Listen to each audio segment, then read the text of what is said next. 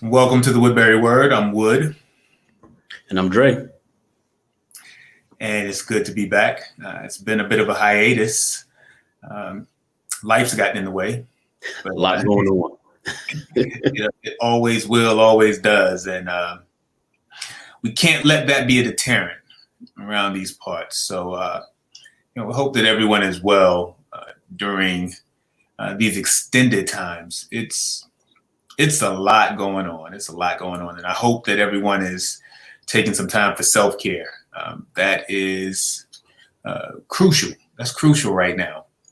And understanding what that looks like in its totality. Self-care is not just taking a day off, but sometimes there are some mental exercises that need to be undertaken to refresh mentally. Physical exercises and stretches that need to be done to stretch the muscles. I don't know about you, but a lot of the time that I've sort of spent going through what's become the routine, it feels like I'm not stretching. It feels like I'm not stretching myself physically because I'm boxed into the moves that I can make physically. I feel like I'm not stretching myself mentally because I've gotten into the routine of pandemic life. Like you're not stretching anymore emotionally because you get into this routine. So just being. Let me ask you this though. You're talking about the stretching. It almost feels like we can't stretch. And I'm not saying that's the right mind frame, but it almost feels like we can't stretch with so much going on, with the emotions behind it all. And just, we're kind of in survival mode, for lack of a better term. So, you're right. I kind of find myself not stretching either, not taking the time to, go after a new venture or whatever the case may be. But it also feels like I don't have the energy to do it, the mental fortitude to do it. Are you finding that kind of the same for you?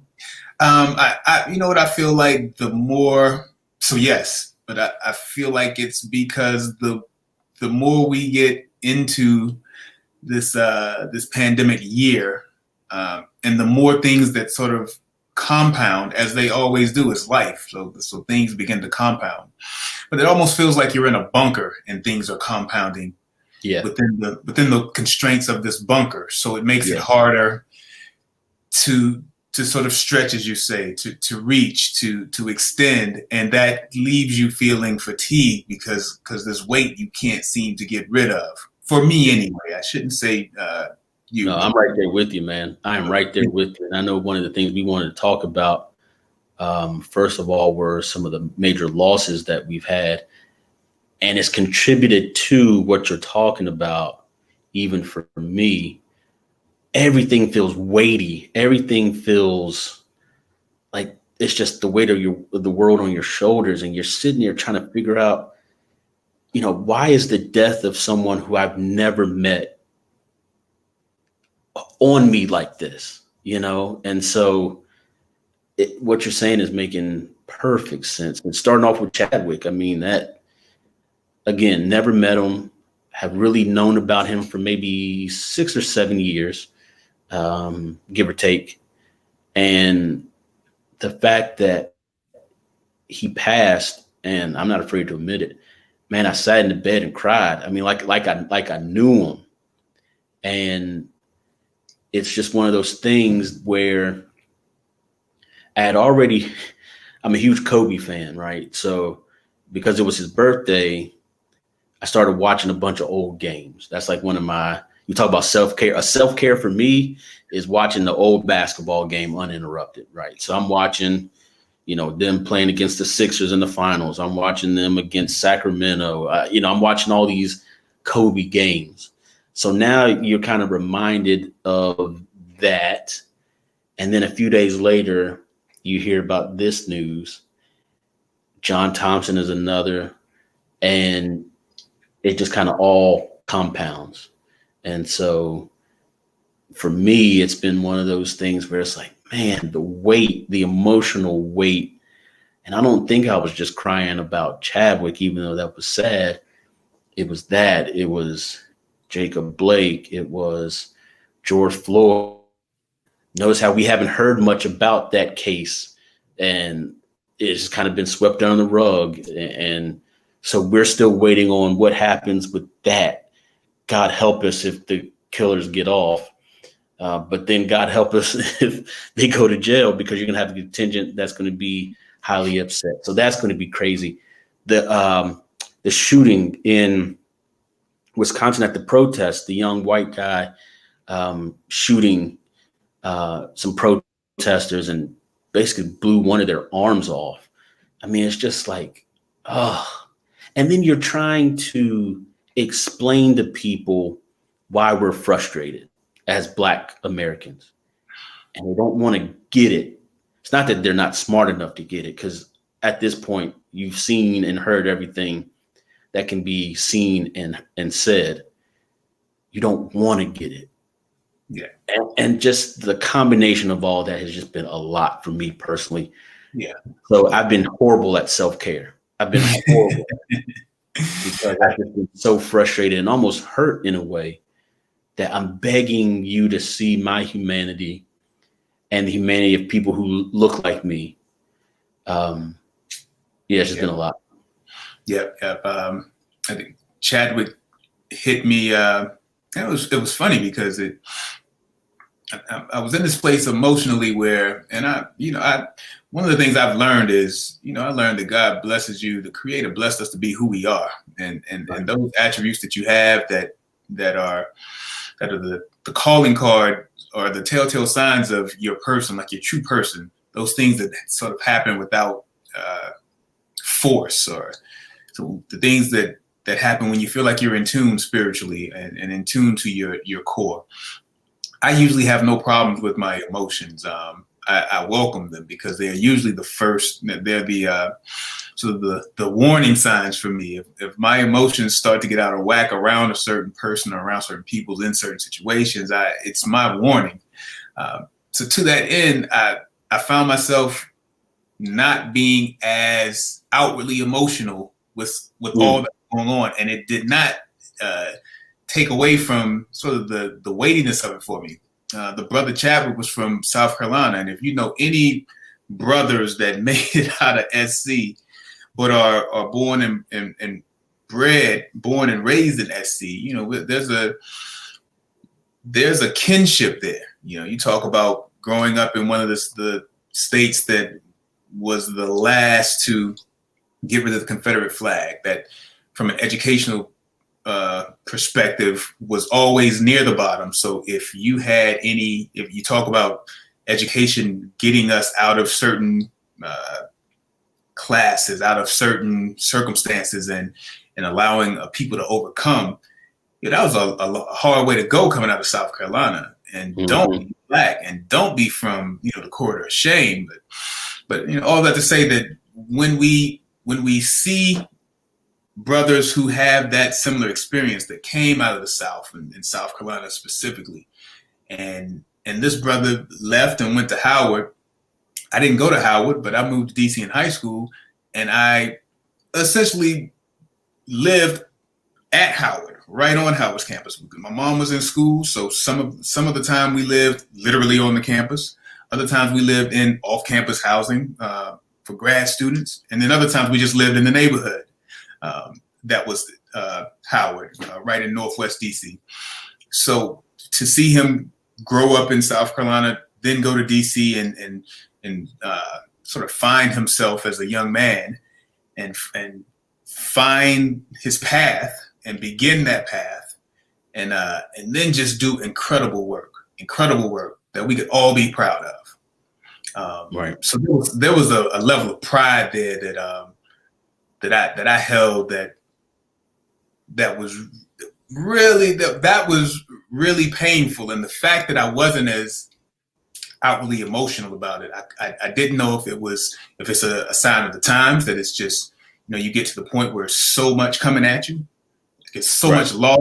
And that's the word, that's the key word, the word that I really wanted to hit on, because it's all a loss, whether it's a loss of our freedom in pandemic moving, if it's a loss of those who we respected and and admired, and felt some sort of kinship with. With whatever type of loss it is, it's a loss of the livelihoods of those who look just like us, the lives and the livelihoods of those who look just like us. If you want to talk about how the pandemic is affecting those that are in underserved communities. So it's so much loss that I found myself not really even being able to grieve the loss of that brother. Yeah. It's almost like a grief of the loss of the life that we once knew. And we had people who were a part of that life. Even if we didn't know them, we felt like we knew them. We had a similar story or from a similar area or whatever the case may be. And the fact that they're not there is really bothersome. And I think the thing for me, looking at Chad and Kobe, who were both, early 40s, both 42, 43 in that range. I'm 37. And it's one, and I'm not trying to sound morbid or anything like that, but it's one of those things where they figured out what they were here for, what they were here to do. And yes, they weren't here long. We always thought that they would be here. But man, to use a basketball term, to have left it all on the court or all on the field or all on the movie set or all in the music studio or whatever the, term is something that I'm looking at myself like, and I want to be here till Madison got grandkids. Yeah, I want to meet my great grandkids. But I started looking at myself like, dang, bro, have you found that thing? Have you found your, thing you're going to be known for, that when you go, people will be like, man, he was the Kobe Bryant of this or the Chadwick Boseman of that or whatever the case may be. And so it's really kind of caused me to say, all right, I got to tap in because there's work to be done. Yeah. And I haven't done my work. I think we all have a work that we're supposed to do. I haven't done mine yet. I haven't found it. I haven't gotten in that zone, that the greats at whatever field they're in that they talk about, when you find that zone and you're just in it. And so that's really become the thing that's really been going around in my head. Find your thing. Find your Black Panther. It may not be worth $1 billion like the movie was, but it's that thing you will be positively known for.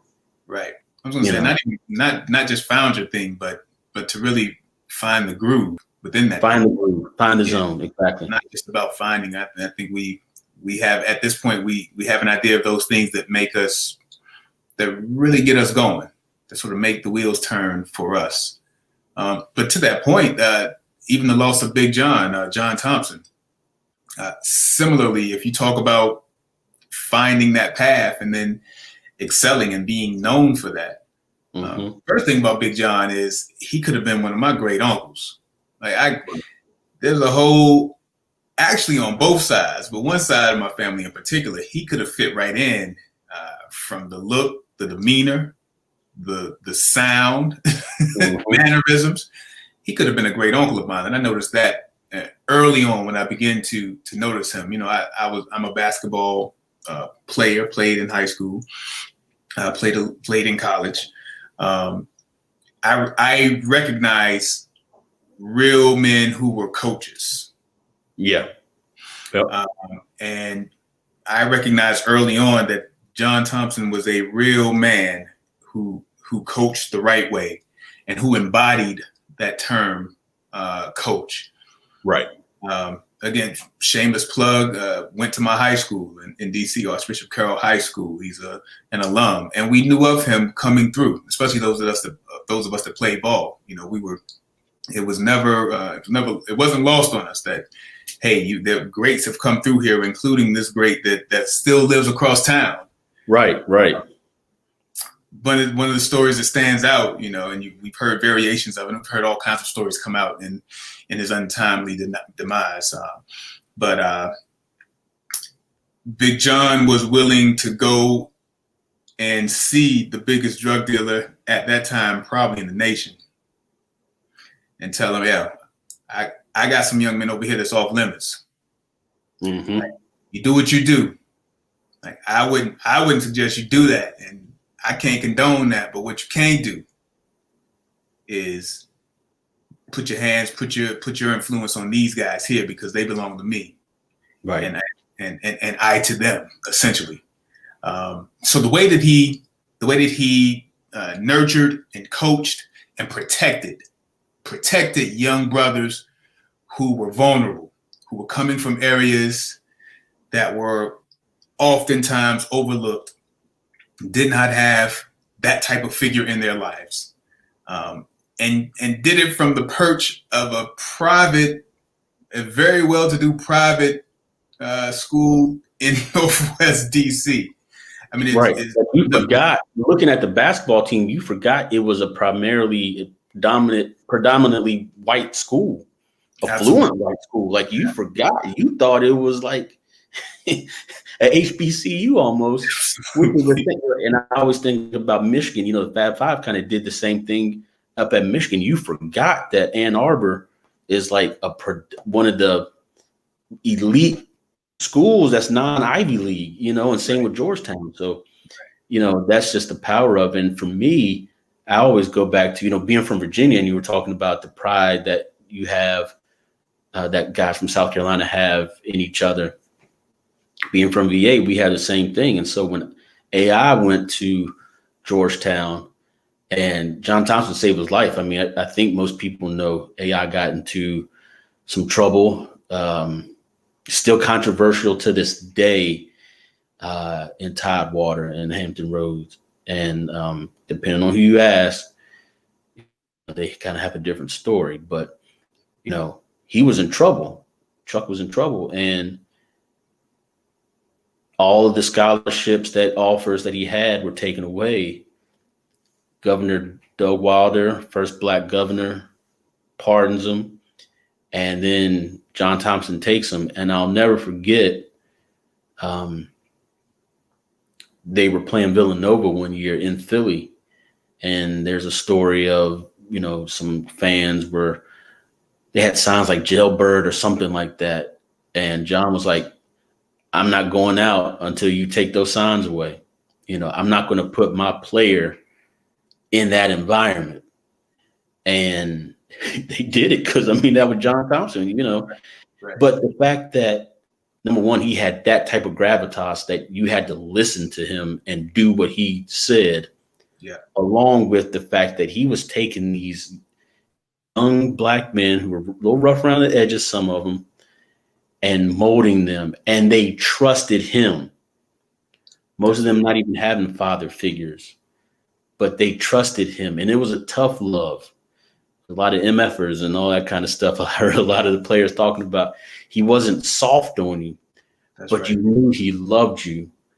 And, you know, when we even talk about our community, that's one of the things that we've been saying for years has been missing in the community as a whole, is that, you know, mentorship, that fatherly figure. I might not be your biological father, but I can be a father figure. You know, we're missing a lot of that. And so to be able to combine that with sports, I'm graduating. I think the number was like 97% of his players graduated from Georgetown University. Think about that. So I'm getting you educated, and I'm also giving you an opportunity to play in the league, and I'm giving you a father that you've never had. You put all of that together, that's the perfect word for a coach. That's right. Perfect way to describe a coach. That's and right. So I've been watching a lot of the tributes and stuff, and AI had a great one. So did Lonzo and Dikembe and Pat Ewing. I'd love to see Georgetown come back. I'm rooting even harder now for Patrick Ewing to really get that ship going. But yeah, man, John Thompson has been tough, and again, it's just like the piling on of everything. And we haven't even gotten to the big event yet, to the main event of this year, which is the election. We haven't even gotten there yet. Right. Right. So who knows what's going to happen between now and, was it November 3rd, November 4th? Yeah. Can't even fathom. Yeah. But what we do have to do is keep moving, though. Like you got to keep moving. And even as we started and we talked about the feeling like you need to stretch and expand. I feel like I'm constricted, but I'm still exercising. I'm still moving around, but it's just a feeling. So I say that to say that we still have to practice those exhibit the healthy habits that we know to be beneficial to us during a time like this. I think we said it early on, man, when we really started some of the social commentary that this is going to be long fought, and this is just the beginning. Mm-hmm. And as certain things, life and death is just that. Those are things that we can't control. But as there is a more focused view on what racial and economic disparities look like in this nation, it's going to keep coming. It's going to keep coming, and we all have to learn how to, number one, stay engaged. Number two,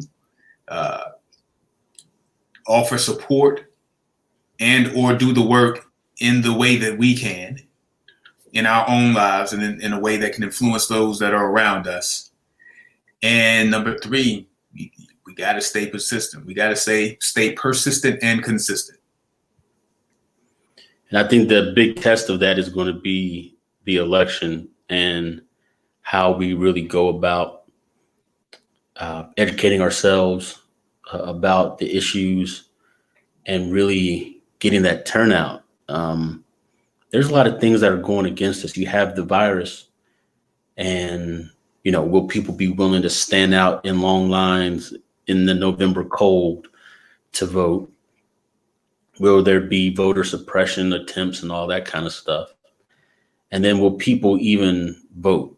Have we fallen into the trap of believing that, and there's some merit to I don't want to just dog people, but there is a belief that, hey, neither side is for us, so why would I vote? Neither one has earned my vote. And, I'm kind of concerned about that, especially as I, read comments and kind of engage with people. I'm seeing more and more of that sentiment. We saw what not voting did in 2016. If you're not a Trump supporter and you think that what has happened as a consequence of his election has been negative, we've seen what happens when you don't vote.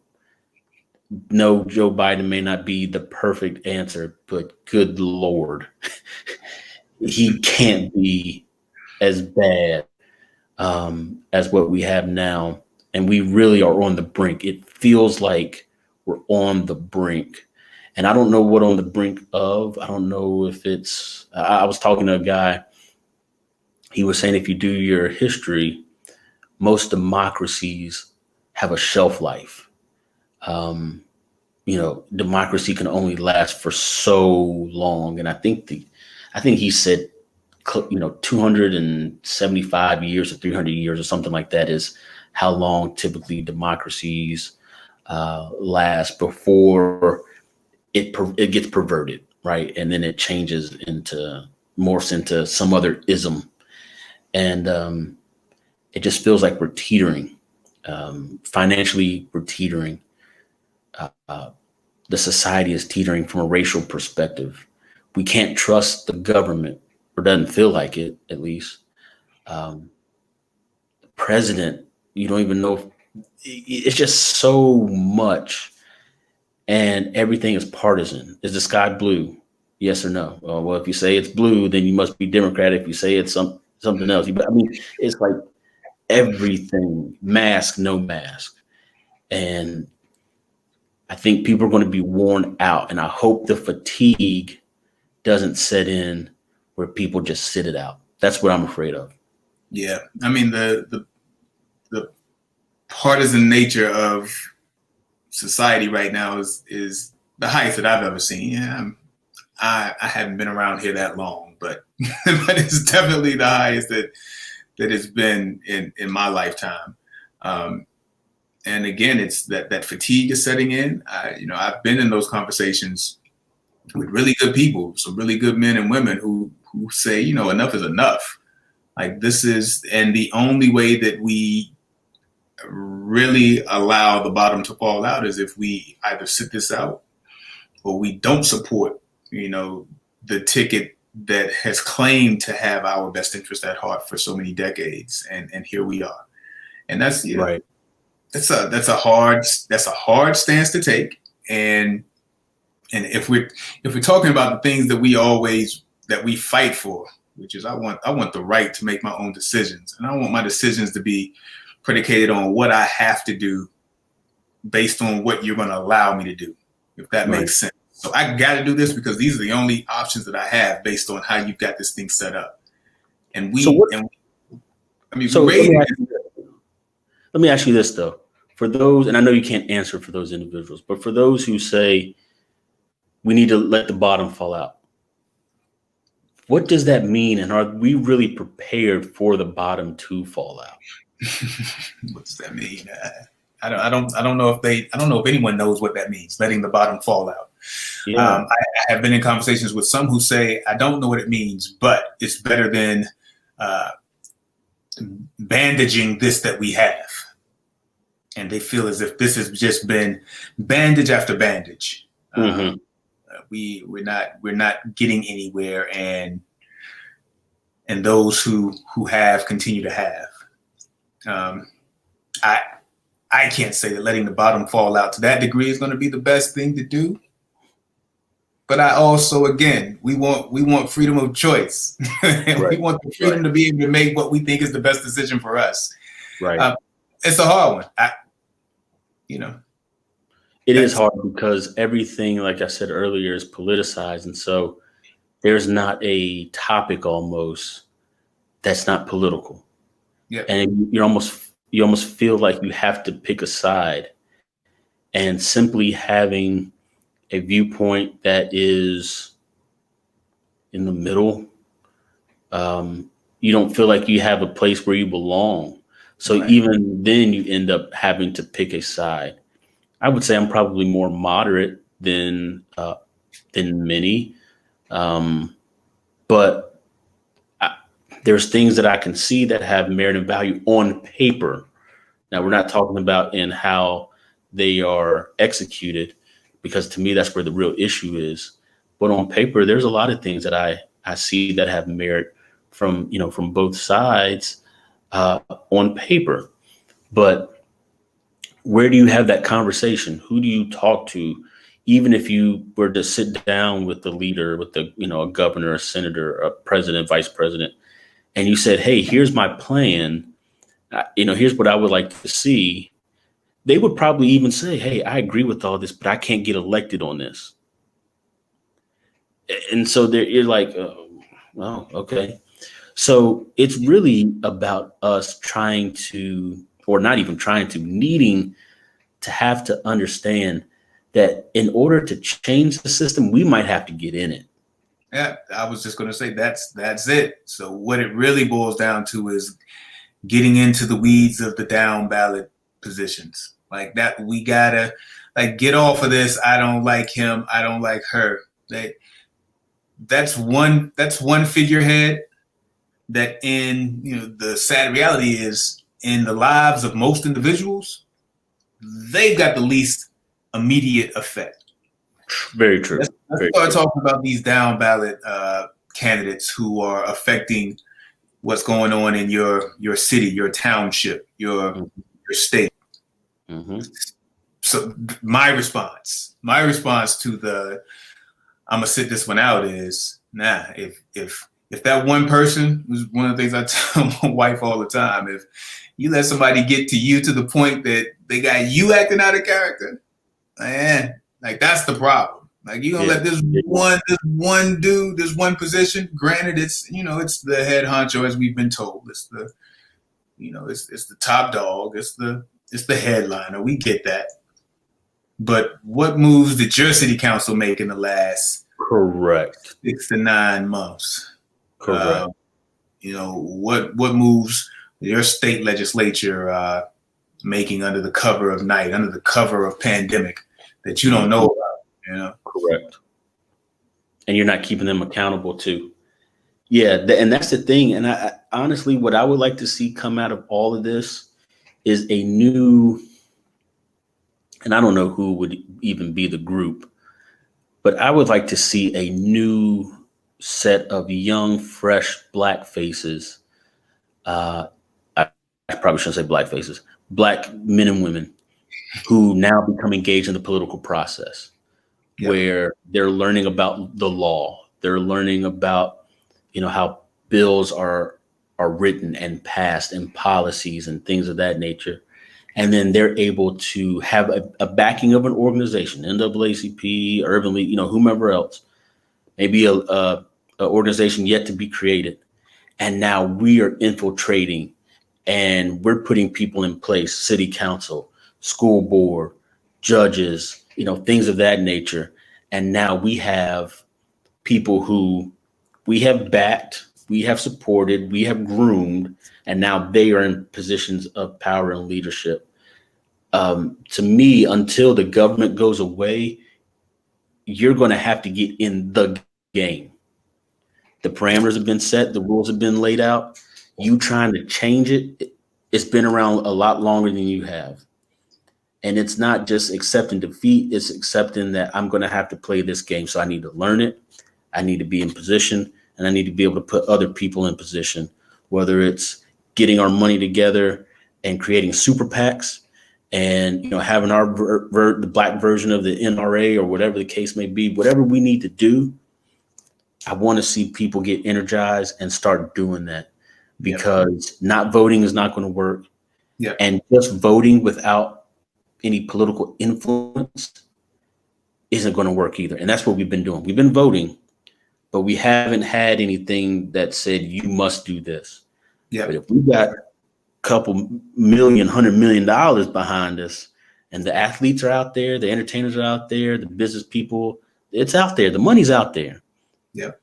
If we said, all right, we want these 7 things, knowing we're only going to get 3, that's fine. But at least we're getting those 3 and we're at the table and we're negotiating. That's right. We're going to have the money and make it talk. That's right. That's right. Yeah, man. I think that there will be conversations on this.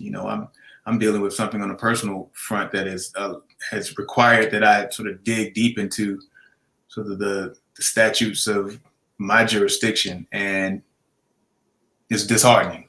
I'll leave it at that. Yeah, it's disheartening. And so, what do? If you're in it, if you got to live in it, then we got to find a way to get in and bring about some change within it. So there'll be conversations along those lines. To your point, that takes getting people in place that can shed light on those things that are,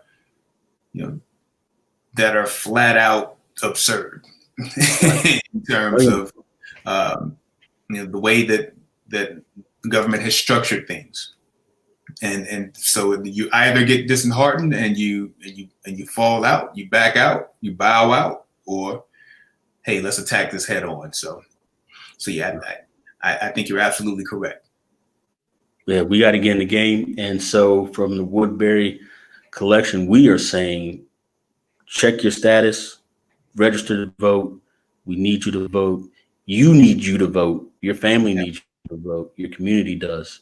Don't sit this one out, Now, the thing is incumbent upon us, though, whether we get the desired outcome or not, we can't let what we did 2017 up to 2020 happen. We can't just be like, okay, they won, let's fall back.